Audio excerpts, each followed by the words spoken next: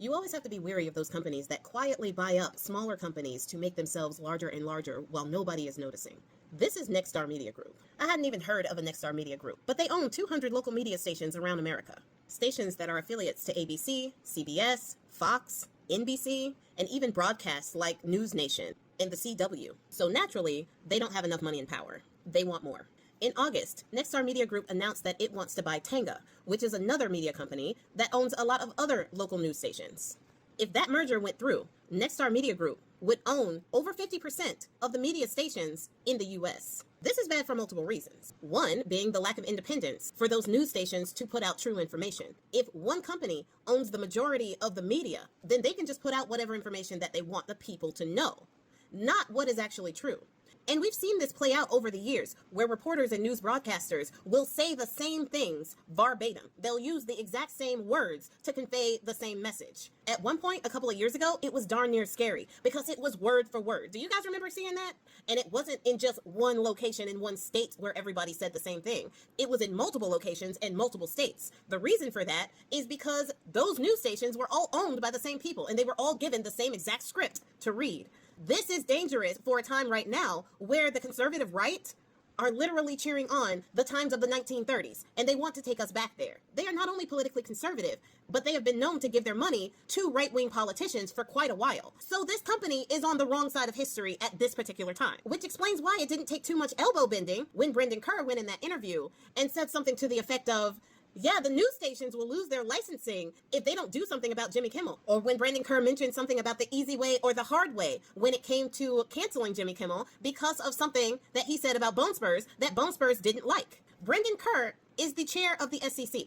Bone Spurs appointed, and Nexstar Media Group needs the FCC in order to get that merger with Tenga. And they not only need the FCC to approve it, they need the FCC to literally rewrite the rules, because as the rules are now, companies are not allowed to own more than 50% of the media stations in the country.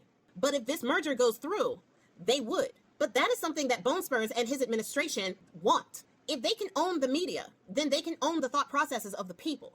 At least the people who are gullible enough to believe what they see without actually fact-checking, which is a scary amount of people at this day and age, with so many resources available to us. But Nexstar Media Group wants this merger. The dollar signs in their eyes are shining, and they want this merger. So when Brendan Carr said the quiet parts out loud, Nexstar Media Group understood the assignment immediately and got on the phone with Bob Iger of Disney. They are the ones that pushed Disney to make the decision that they made. Now, people might be asking what Nexstar has on Disney. Why were they able to pressure them and push them into making this move that is literally losing them billions of dollars? Well, the thing is, not only is Nexstar Media Group a very powerful affiliate of networks and news stations, but they aren't the only ones who need something from the FCC.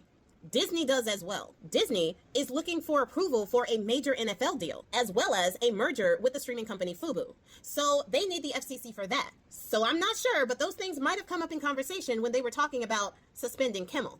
But we ain't gonna sit here and act like it wasn't all a part of the plan. When CBS decided to cancel Stephen Colbert's show, and then miraculously got their Sundance and Paramount merger approved by the FCC, Bone Spurs had taken to his little site over there and posted how much he loved that Colbert was being canceled and Jimmy Kimmel was next. Well, now that Jimmy Kimmel is next, Bone Spurs took to his little site again and was like, good, now Jimmy Fallon and Seth Meyers should go. So basically, they are just coming up with reason after reason to get rid of the late night comedy host that Bone Spurs doesn't like because his teeny weeny little feelings gets hurt. But the companies, as soon as they do what they are told, they get what they want from the FCC. That is the end game here.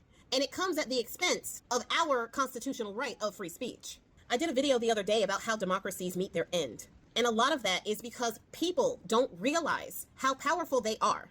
The normal human beings like me and you, who are just going throughout our lives the best that we can, are the reasons why these companies are so rich. They used our money, our hard-earned money, and in most cases, our tax dollars, to fund these massive conglomerate corporations that don't pay taxes at all and decide on what our rights are, how much our lives matter, and what we are allowed to know about it. But the thing is, what we have giveth, we can take it away. We have the power, just like we did with Target, just like we did with Tesla, just like we're doing with Disney. We have the power in our hands to decide where our money is spent.